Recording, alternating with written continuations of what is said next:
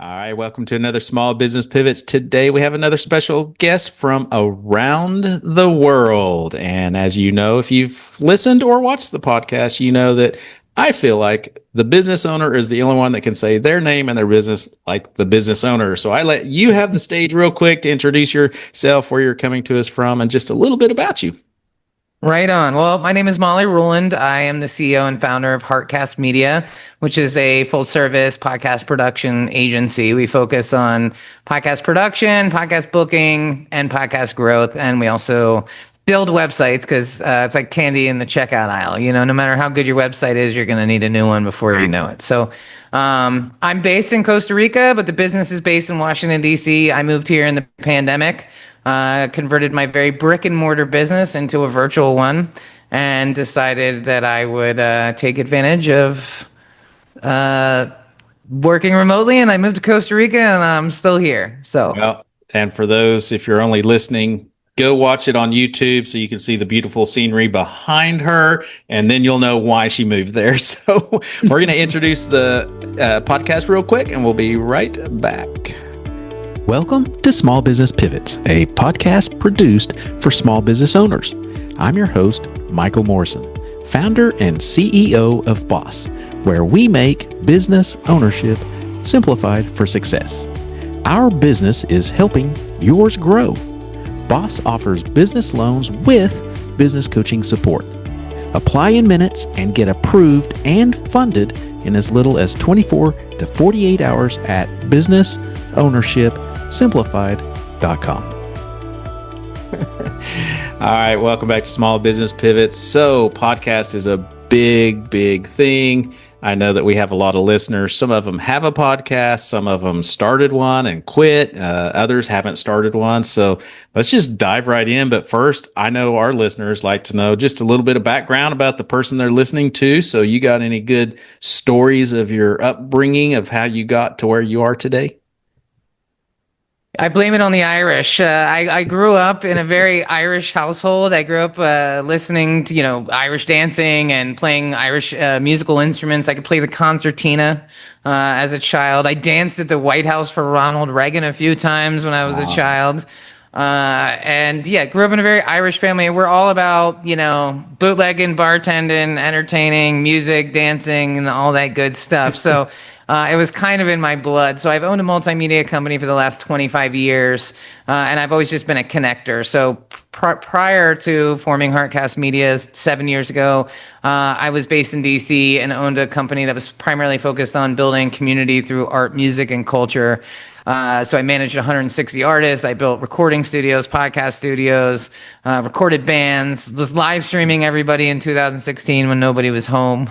Cut my teeth on a lot of things, but formed Heartcast Media in 2018 just because I grew a little bit and wanted to work with different people and wanted to take the skills that I learned from doing everything with no money, no support, and sometimes illegally, to get the job done, and then moving into the business world and just recognizing, you see these young kids make masterpieces with iPhones and no money, and then you go in the business world and you're like, you paid $15,000 for that video. It's the worst thing I've ever seen. It like, who did that? And you're like, Ted from IT. Like, oh, of course he did. Why is Ted from IT making your brand videos? You know what I mean? Like, there's a problem. And so I came into it like this idea that you could make sustainable and good content that was attractive and appealing, but it was also effective and it doesn't have to cost $1 million. And there's a middle ground there, which most business owners fall into, where you need good content, but you're not spending 10 grand a video.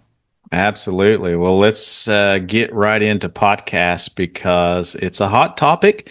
I know there's a lot of differences of opinions. Is it dead? Is it still popular? Why do so many hit it big and not? So where do you think kind of the basics of starting with a podcast for our listeners, where do you think we could start with?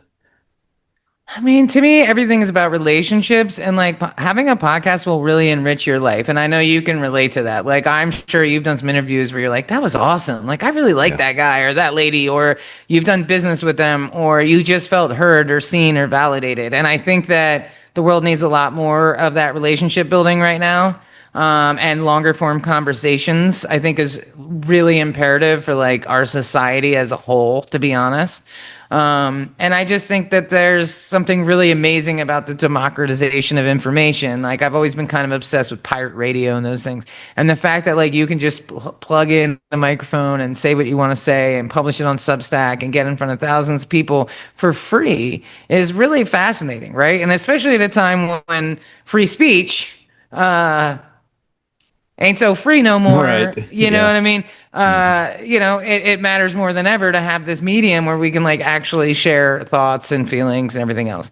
From a business perspective, I think it's an excellent way to fill your pipeline, but you have to be really intentional and strategic about who you're interviewing and why.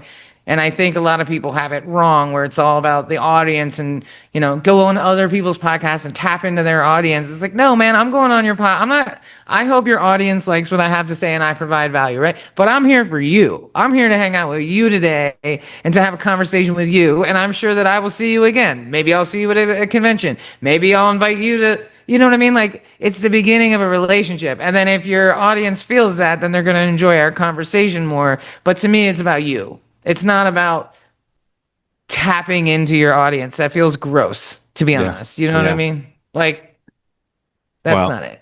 I love what you just said because no one else has ever said that. And when I'm asked what's my favorite part about the podcast is I get to meet people that I would have never met if I just sent a cold email, made a cold call.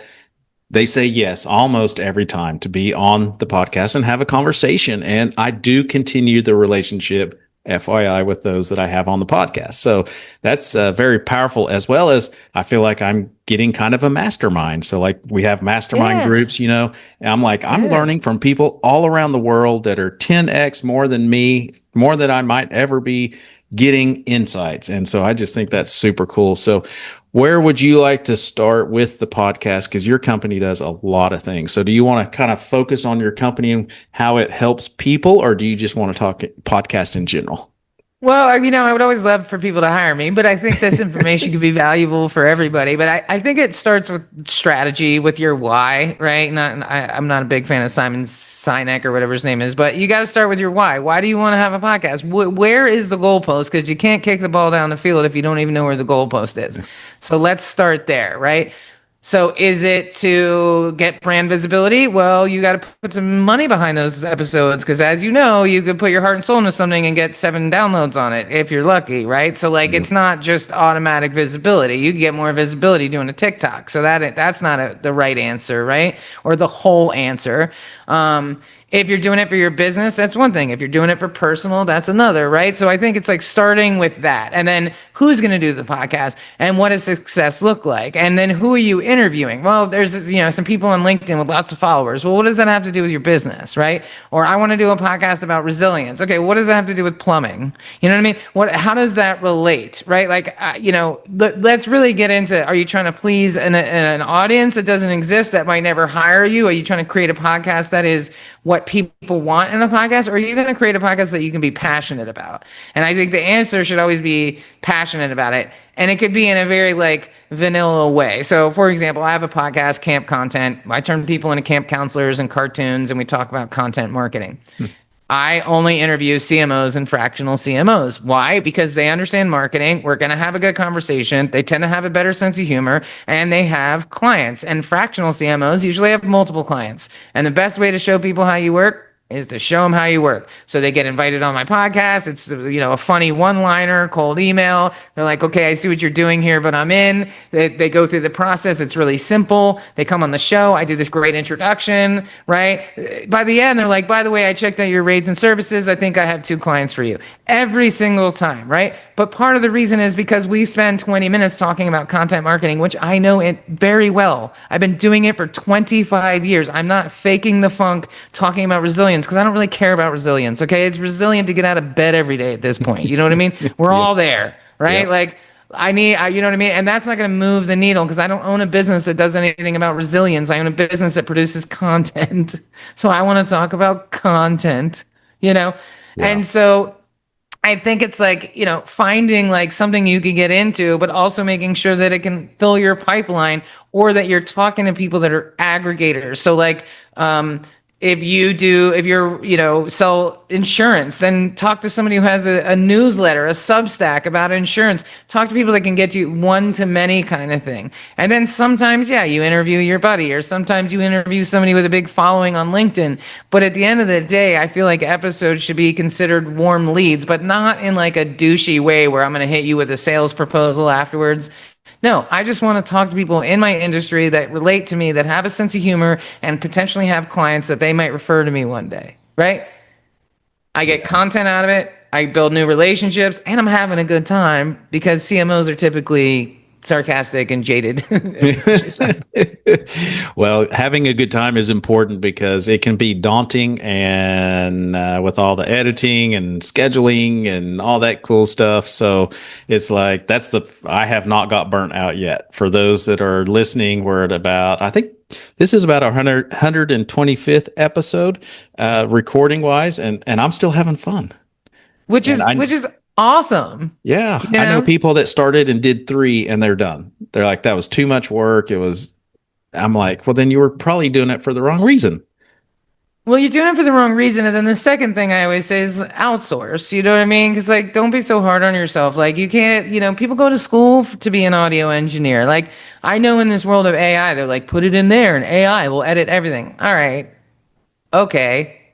But it's not going to be good. There's a reason why NPR spends $60,000 an episode. That's why they win all the awards, right? There's a middle ground there. And so to expect yourself to be good at audio engineering, video editing, copywriting, you know what I mean? Like it's a lot. And so I always say outsource it and do all that. Give the busy work to somebody else so that you can focus on who you're interviewing and then the follow-up. Because too many people are like, okay, next episode. And then they don't even email and say, Tom, thanks for coming on the show last week. I really enjoyed my time. By the way, would you mind making that introduction? Can I get 20 minutes for a meeting? Would you join my board of directors? Would you make a donation? Whatever it is that you're doing, but nobody ever does that. No one ever does that. And they're just like on to the next, right? Which is a societal issue that we're having. More volume, go viral. Listen, you don't want to go viral, man. It sucks. Going viral is the worst thing that could happen to you. Right? It's not what people think it is. So it's like focus on the relationship. And what I see is people getting really bogged down in the admin of it, the show notes, especially internally in companies, because it's like those are different departments. So now this project has to go over here, and then now it's got to go to this other department, and now it's got to go to another department, and the episode is 4.5 weeks old, and now your marketing team that you're paying $100K a year just spent doing something that you could have paid somebody a few bucks to do, and you've missed, you know what I mean? And now you're not hit, you know what I mean? You're jumping the shark. You're missing the point. Outsource, have that done really well, and then focus on nurturing that relationship, following up with them. You know what I mean? Focus on the content, asking good questions, focus on the things that matter and not on the minutia of it, right? Like, do you do your own oil changes? You're going to file your taxes this year? You're going to play the violin at the company reception later? Like, take it easy, killer. Like, leave something for the rest of us and focus on what you're good at. Yeah. Especially in a company, don't saddle your marketing team to do stuff that they don't do. That's not fair, Yeah. What does your company do? So I see you do a lot of things, but how can you help those businesses? Well, we do everything. We do all that stuff for you. We create a custom Trello board. We design your logo. We create the whole project. We design all your assets, all your templates. We do outreach for you. We'll line up the guests for you on LinkedIn. We'll grow your LinkedIn profile. We'll do the guest prep. We'll edit everything. We'll engineer. We'll be there on the recording, and then we'll clean everything up and take care of everything. Show notes, YouTube. I mean, literally everything you could think of. A guest graphic, episode graphic, quote graphic, YouTube graphic, blog posts on your website. Everything is done for you, and it's done in 5 business days. So that way you can just focus on who you're interviewing and then how to really show up there and get it done. And it's not that expensive. We charge $650 an episode to do all that. 8 people are working on your episodes, right? But now you've got 5 different graphics you can share. You've got a blog post. You've got metadata you could turn into a newsletter on LinkedIn. You've got opportunities to tag that guest on LinkedIn in multiple locations. You have an opportunity to email that guest and say, thanks for coming on the show. Here's a folder full of assets. Thanks for coming on the show. I'm going to tag you on LinkedIn, right? It fills your content calendar. It should fill your pipeline. It should do all of those things, right? And then you can focus on what is the best way to use these graphics instead of focusing on who's going to make the graphics, right?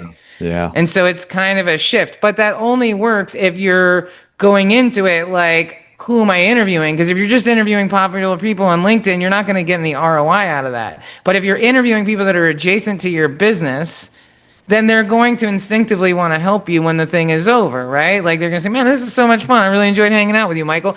Thank you so much for all the love you gave Heartcast Media. How can I help you? What kind of clients are you looking to coach? I'm instinctively wanting to do that because you have a warm personality. You're showing so much love to my business. Of course, I'm going to want to help you out, right? So I think people need to be way more intentional about that. And like, don't worry about downloads. Don't worry about the algorithm. Don't worry about any of that. The only person that matters is the person across from the table, period. And when that person matters, then the content is good. Speaking of content, what makes a good podcast? Because we do have a lot of listeners that's never done a podcast and they're like, I can never get in front of a video. I don't know what questions to ask. And of course, there's all kinds of courses, there's all kinds of YouTubes, and they all say something differently. So in your opinion, what makes a good podcast? Do they have to pre-write the questions, share that with the other guest? I mean, what makes it good? Yes and no. I think being prepared is important, but when you prepare too many questions, you get pigeonholed in that, and then you're so focused on when the person's going to stop talking so you can ask the question, and you forget to listen and then just roll with it. So I would say the most important thing is a good introduction, or like making people feel welcome, right? That is like starting off good helps, right? Like bringing people's barrier down helps. And then just be yourself. Be 100% yourself unapologetically all the time. I'm a ridiculous person, right? My backup plan is stand-up comedy. I know that. I'm not for everybody, and I'm totally cool with that. It took a long time to bake this cake, and I'm not going to pretend I'm somebody else when I'm on an episode. You know what I mean? And I think people find that endearing, and they appreciate it. And sometimes I say the things that people wish they could say, but they work for corporate America, so they just enjoy being around it and not getting in trouble for it, right? So just be authentic, but talk about something you actually care about, because that's going to shine through. When we've all listened to podcast episodes and you're like, oh God, this is painful. That guy just paid to be on the show or something because the host isn't into it. He's going through the motions. He's clearly not prepared, right? You can feel all those things. But like somebody listening to this episode is going to be like, man, she's a firecracker. This is a great, like, conversation is going. We're bopping back and forth. There's no lull here. Like, we're clearly interested in our topic. I think that's good content, right? Yeah. Yeah. Well, you promised you would keep this PG, I think.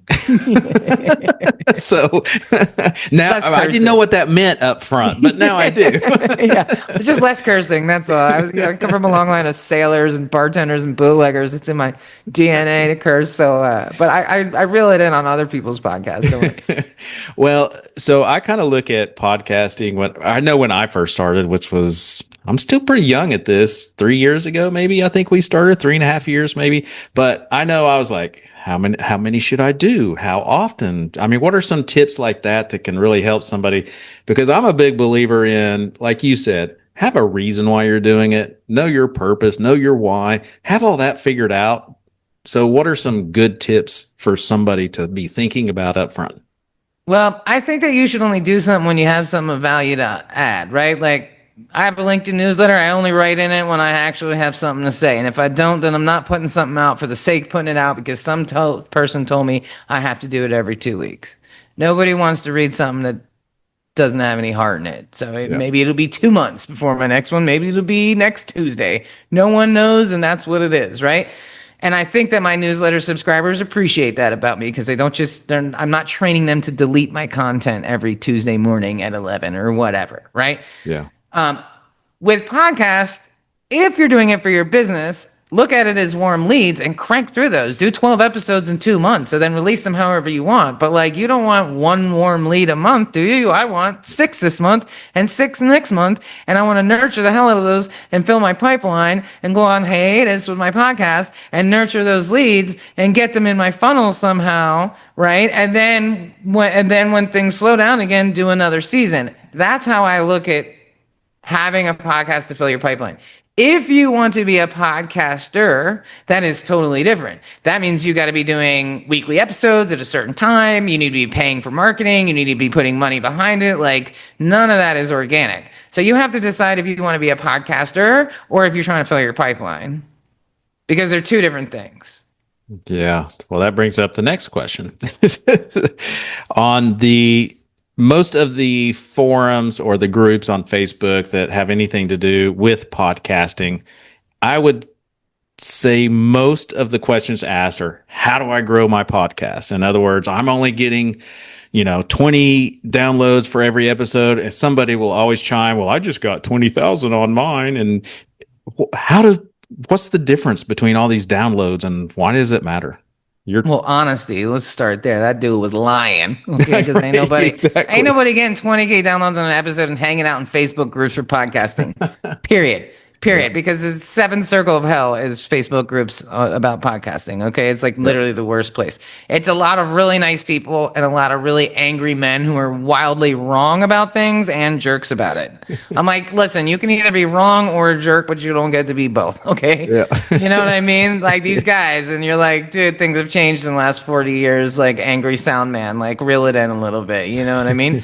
And so I would say, like, don't compare yourself to other people is the number one thing, right? Also, like, understanding, like, the depth, right? Like, you're like, oh, I only have 50 downloads. If you had 50 people waiting to hear you speak in a room, you'd be nervous as hell, okay? Like, don't underestimate. Like, we live in this society where if it's not, like, super big numbers and a million, that you don't want that. That's not realistic. And if you get I think it's like if you get 100 downloads in your podcast in the first 7 days, you're in the top like 20% of podcasts. So like you have to understand the metrics, okay? So a lot of those people are lying. And then the other thing is like, it either takes a really long time, right? Because I'm sure you can attest to that. I'm sure you have crickets on some of your episodes. But then sometimes I bet as you grow, people are listening to old episodes too, right? So it just takes some time, but if you really want to grow your numbers, it honestly takes paid advertising. Like none of these people with big downloads are doing that organically. Like don't be fooled by that. Like there's a lot of money going into those campaigns. Those billboards for podcasts cost money, right? Like none of those people are getting organic downloads except for Joe Rogan because he's been doing it forever, right? You just take him out of the experiment. That is not normal, okay? Everybody else is paying. It's all pay to play. And so, like, if you're getting any traction at all, then you're doing really well, right? But you have to consider, like, what is well,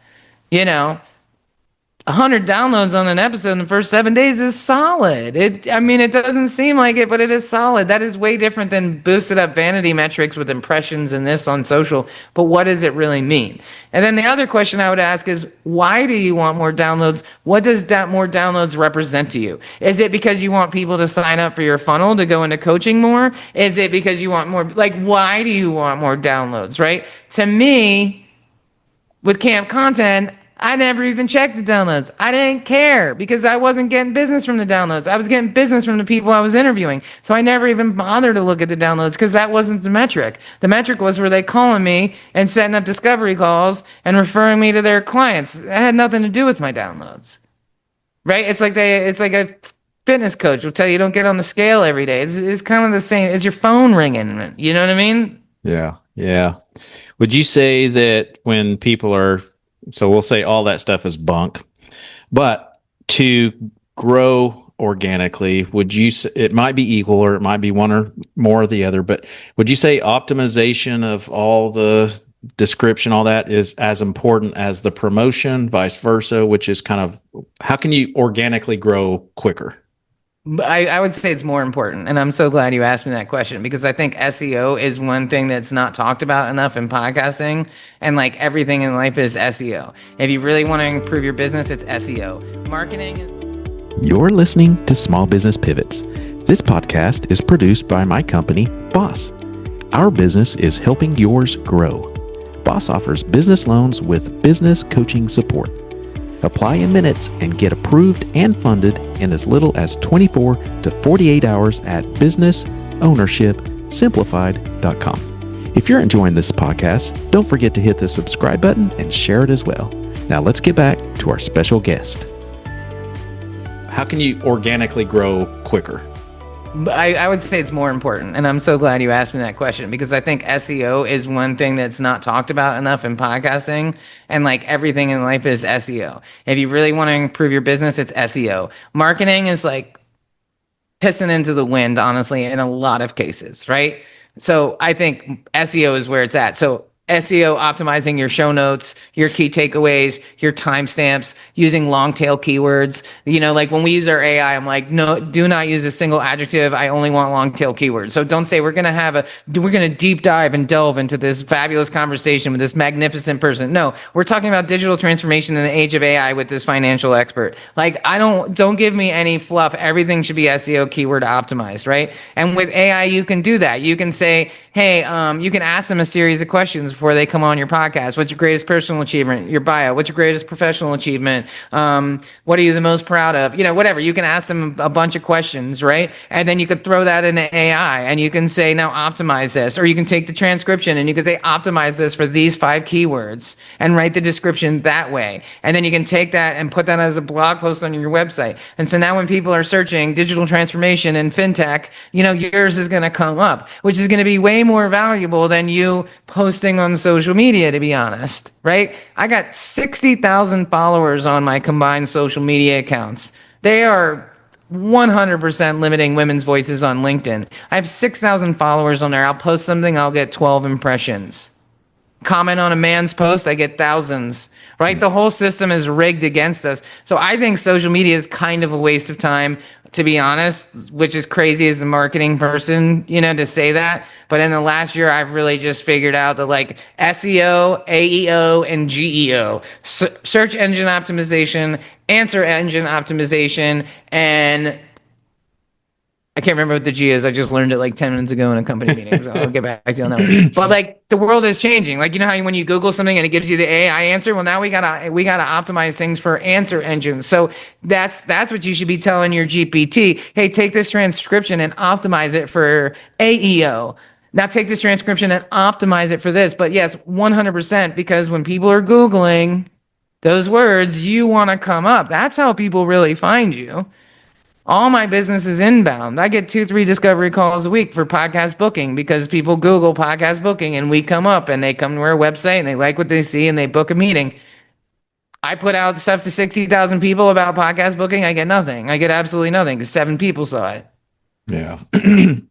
People talk a lot about monetizing their podcast. What does that really mean in the podcast world? Because I think most people are just thinking like Joe Rogan makes a comfortable living doing his podcast. I don't know if that's what people are thinking about or if they're thinking about ads. I think about it as generating leads, but what is your opinion on that? Well, it's all about like collateral benefits, right? Like, which is really a banking term, but I think it relates. Monetization comes in many forms. And maybe it means you were asked to speak on a panel because somebody heard you on a podcast. Maybe it means your phone is ringing. Maybe it means, like, for example, I did an interview with a guy on my podcast and he hit me up and he's doing a podcast for Accenture about automation in designing huge engines to build stuff, workflows. And he wants me to be the host. Right? Which is hilarious because I was so irreverent on my pod. I'm like, you guys want me to be an engineering podcast host? I'm like, you know what you're getting into. But I'm strangely very interested in engineering and manufacturing and those things too. So I'm like kind of into it, right? Because they build like supply chains. So I'm like, I would totally do that. But that's an opportunity that came to me, and that's Accenture. That's a nice little gig. That's a few bucks in my pocket next year to do something I really enjoy doing. And that came from that podcast. So when you're looking at monetization, you have to look at it from a lot of different angles. And I think people think, download $1 like it's not that linear, man. It's gonna come in all kinds of other ways, and sometimes you do get lucky. Like I was on the Sales Gravy podcast and it went live last week and I've gotten like 3 or 4 calls from that, which is like that never happens, right? But like that's super cool. That's a win, right? That's totally a win. As far as I'm concerned, that's monetization right there. And maybe it's not direct, but like one day that I'll get a referral from that, or maybe it'll happen right away. But I think it's not so cause and effect. I think it's like you have to really step back and go, well, wait, why was I asked to be on that panel? Why was I approached to do that keynote thing? Why was I asked to be on the board of directors? Well, maybe because I heard you talking somewhere. Yeah. I know that it's easier to, well, let me back up. I know that more people reach out to us to be on our show, and it's harder to get on other people's shows because they're getting inundated with so many requests as well. How can one break through that ice? Have you got any tips there? Well, 100% relationships, but I'm a big fan of the Loom. Are you familiar with Loom videos? Oh, yes. Mm-hmm. Okay, so it's a little psychological hack. If you open up somebody else's website and you record a Loom with their website as the screenshot, they're gonna hit play. So if you really want to like cut through the noise, make a 30-second pitch for every podcast you're going on. Hey Tom, don't delete this. I'm a real person. Didn't make this with AI. I'm putting my hat in the ring. I know you're inundated with these all day, but I promise I won't suck. And here's 3 reasons why I'd be a great guest. Listen, there's a little effort in that, but I guarantee you they're going to watch it, and you're going to be notified if they've watched it, and they're going to go, oh my God, I get so many crappy pitches all day. Thank you so much. This actually made me laugh. And you're going to stand out from the noise. That's a great way to like do it yourself for $0. The other thing I would say is hire somebody. You know, like there's a reason why artists have booking agents. We get you more. We get you on better stuff. You know what I mean? We get you paid. You know, like we have more relationships, right? Because I can call and say, "Hey Tom, I got another one for you," versus your pitch is going to go into the pile with the other 99 they got that day. You know, for the thing. So if you can't afford to hire somebody, the Loom is a great awesome. one. That's awesome. And like I said, you put their website on it because wouldn't you, if you like saw a Loom video and it was your website, of course you're gonna hit play, right? And then you could be like, haha, I got you. And then they'll be like, okay, that was actually clever. Now you stand out. You've built a relationship. You might get through. They might delete it too, but like that's a really low cost way to like stand out from the madness. And so what does it look like? You said it was about $650 an episode at this time. Right now we're at Q3 2025. So what does it look like to hire someone to get you on shows? What is that process? So it's kind of similar. We do an onboarding thing. I ask you a ton of questions. I build a very beautiful media kit for you with like 10 topics you're ready to cover, 10 questions you're ready to answer, potential episode topics, keywords, bio, and high quality pictures. And then we build a custom pitch and we build a custom list for you. So we take all these data points and then we go and we say, all right, here's the first 40 podcasts we're going to pitch you on. And here's our pitch. And then they say, okay. And we just hit the ground running. So we have the big database that everybody else has. Nobody's unique in that. We all have the same information, right? They'll tell you they have whatever, but it's a lie. So everybody can access that.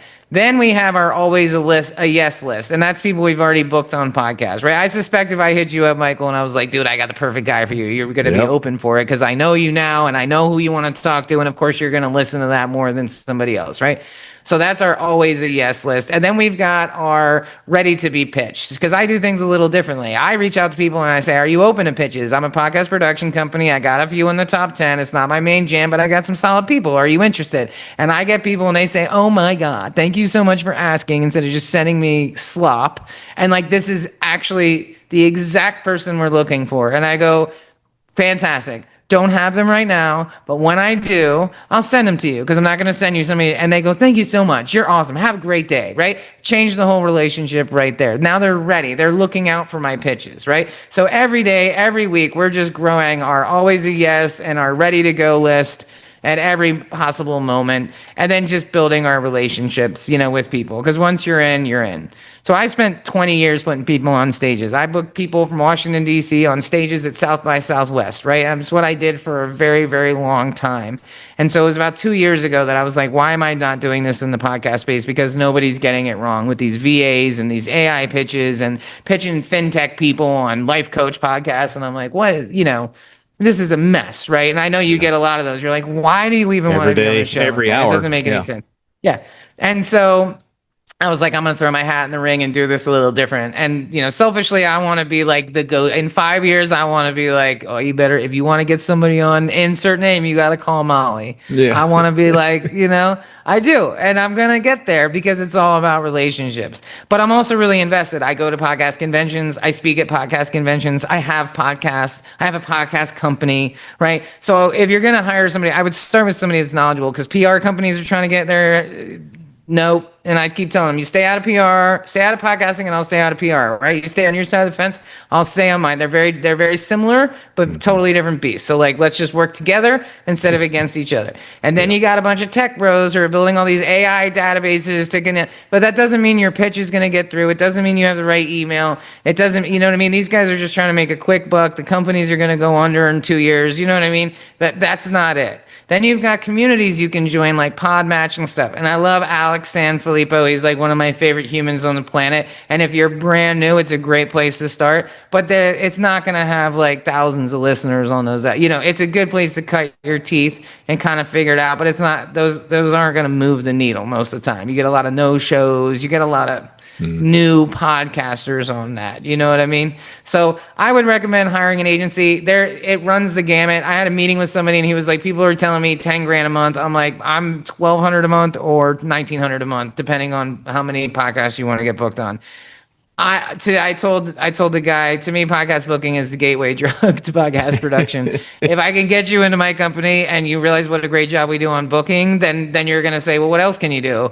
Oh, you also do production. Oh, you also build websites. Oh, you can also edit my webinars or you know what I mean? Like, oh, you can do testimonial videos for yep. And so that's how we just sort of bring people into the fold, right? So to me, I don't need to charge a lot of money. And we also base our services on the approvals and not on pitches, where other companies will say, we'll send out 1,000 pitches a month, but there's no guarantees, which is like, I wish if I could get paid on my efforts, I'd be a billionaire, technically speaking. You know, I hadn't heard of that one. I don't get paid that way. I know. I was like, what Kool-Aid? You know, my clients want results. I don't know what clients they're talking to, but my clients want actual results if they're paying that much money to be on something, you know? So it's less than producing your own episode, but then we also will make 10 vertical clips of your appearance once the episode goes live that you can use on your own social, and you're not waiting for the host to send you those things. So there's built-in content creation there.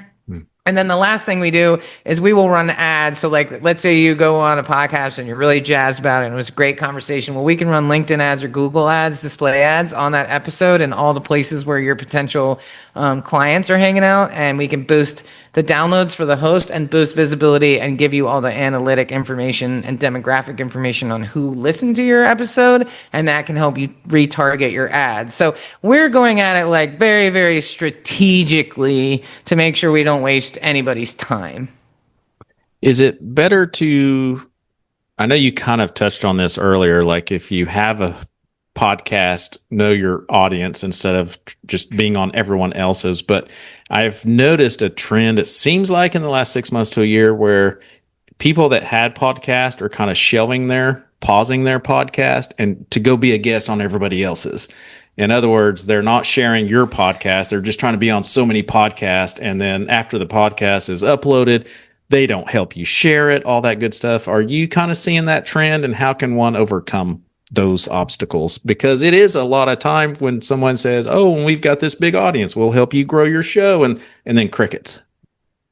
Well, and I think that's the thing. It's like this dog and pony show, right? It's like bait and switch. It's like you tap into other people's audiences, and it's a misnomer. You know what I mean? It's a misnomer. It's like, and a lot of those people, they're probably not getting downloads on their show, so they're going on other people's show to like ramp up those downloads.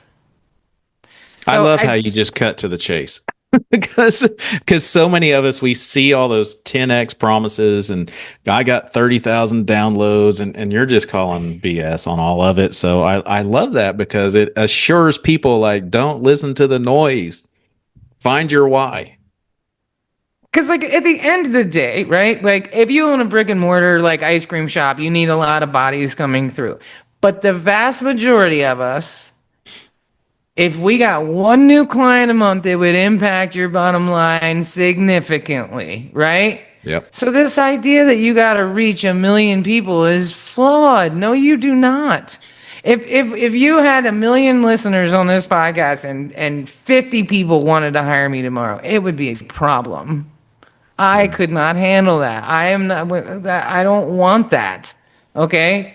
You know, I don't. That would overwhelm my team. I wouldn't be able to do a good job for anybody. Like that would put us at way capacity. Like this, you don't want what you think you want. If I walk away from this conversation today and I gave some people some good information, right, which I feel like we are providing value for your listeners, Yep. and me and you are friendly, that's a win for me. That's a win, because you never know where we might connect again, or I might send you somebody for coaching, or you might send me, you just never know. And so I think it's like focus on small and focus on the relationship. And then don't have these big pie in the sky ideas about going viral and reaching lots of people. Like most of us would be very stressed out if that happens. Yeah. Well, and for those that have gone viral, that I do know, that comes with problems, depositions, lawsuits. Everybody wants a piece of your fame. So, I know we're almost out of time, and I know you know a lot more than what you've just shared in the 30, 40 minutes we've been together. So how can someone follow you, engage with you, learn more, get with your company? Well, go to the website. It's heartcastmedia.com. And if you go to /friends, because we're all friends now, you can see my meeting links and anything else you might need to know, my social media, all that kind of stuff. I love talking about podcasting and I love strategy. So if anybody wants to call me up and just like pick my brain for a few minutes about some stuff, I'm happy to do that. I'm not really, if you want to start a hobby podcast about cats, like I'm probably not the right person for that because I'm all about business development, filling your pipeline, strategy, intention. If that's where you're leaning, I'm always happy to talk to people and give them some ideas. Sometimes, one of my favorite quotes is you can't read the label from inside the jar. And sometimes you just need somebody else to help you shuffle your ideas. And a lot of people are like, I want to do a podcast, but it's just not clicking. And a lot of times after a call with me, it clicks and then they're ready to like make that next step because they're like, it's like, okay, but how do these things all come together? So I love that stuff. You know what I mean? So hit me up. You mentioned LinkedIn. Are you open to connections? Absolutely, but I like low-key hate LinkedIn. I don't post there very often, so don't expect much. Okay. It might be a little delay. Well, so I always end with a question, and that is if you're in a room full of business owners, different sizes, different industries, what is one thing that could be applicable to all of them? It could be a quote, a book, insight, a tip. In this year of uncertainty in every single corner of the world that you look in, focus on relationships and authenticity because that's all that's going to matter. And really look at supply and demand this year, because everything is going to change. Budgets are drying up. Everything is changing. So stay true to yourself and follow the trends because all we got is each other. What worked last year ain't going to work next year, That's right. It seems to be changing ever since the COVID. So just stay on top of it. But I love that. Be yourself. Be yourself because that's what drives it, right? Like, at the end of the day, if somebody's going to spend some money with you, it's because they like you. We don't hire people that we don't like, so be yourself because somebody's going to like you and you don't need everybody to like you. You need the right clients to like you. They want you to know that you're knowledgeable, but they also want to like you because then when they like you and you like your clients, then you want to see them win and you love your job and you get excited when you're like, oh, so-and-so just booked a catch-up call with me. I can't wait to see her on Thursday. Wildly different than like, oh, shucks. You know what I mean? Like, start there. And so by being yourself, you're going to attract the right people. And when you're not yourself, you're going to attract people that you don't like. And you don't want clients that you don't like. It makes for a miserable day for sure. Well, Molly, you've been a blessing to many and a wealth of information. I wish you continued success, and I look forward to keeping in touch with you. Likewise. Thank you so much for having me. It's a great way to spend an afternoon. My pleasure. Thank you for listening to Small Business Pivots. This podcast is created and produced by my company, Boss. Our business is growing yours. Boss offers flexible business loans with business coaching support. Apply in minutes and get approved and funded in as little as 24 to 48 hours at businessownershipsimplified.com. If you're enjoying this podcast, don't forget to hit the subscribe button and share it as well. If you need help growing your business, email me at michael@michaeldmorrison.com. We'll see you next time on Small Business Pivots.